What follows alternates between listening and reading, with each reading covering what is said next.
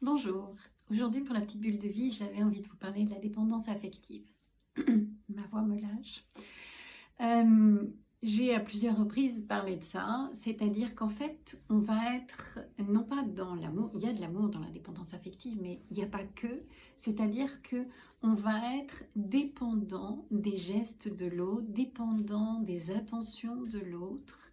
Et on va même aller loin là-dedans, dans le sens où on va accepter l'inacceptable en troc de ses dépendances ou en troc de ses gestes ou de ses petites attentions.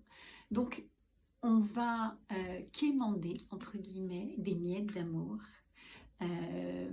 parce que on n'a pas suffisamment d'estime de soi, ou on pense qu'on vaut pas mieux, on a été habitué dans ce fonctionnement-là où on vaut peu et on se contente des miettes.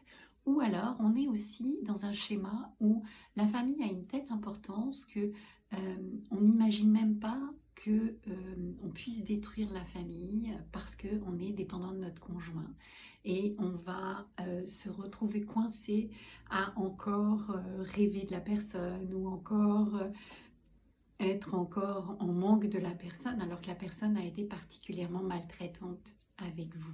Donc il y a des schémas qui se mettent en place de cette manière-là, et à ce moment-là, on n'est pas juste avec soi, on n'est pas aligné avec soi, on va sous-estimer notre capacité à être aimé, et on va accepter un minima.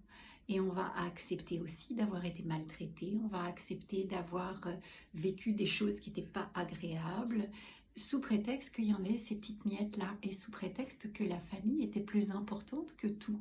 Non, la famille n'est pas plus importante que tout, pas plus importante que le respect de vous-même, pas plus importante que ce que vous pouvez mettre en place par rapport à vous.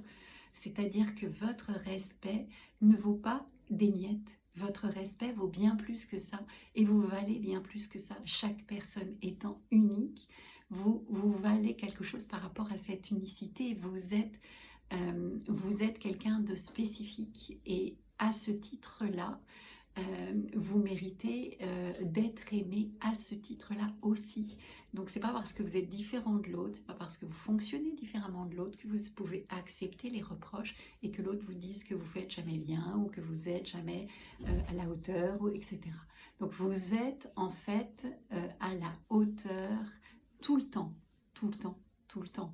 Il n'y a pas quelqu'un qui peut vous dire que vous n'êtes pas à la hauteur. C'est de vous à vous d'abord. Donc prenez soin de vous, prenez soin de votre respect, et regardez que vous ne méritez pas des miettes, mais vous méritez bien plus. Voilà, vous pouvez toujours me retrouver sur YouTube, Instagram et Facebook. Bye bye.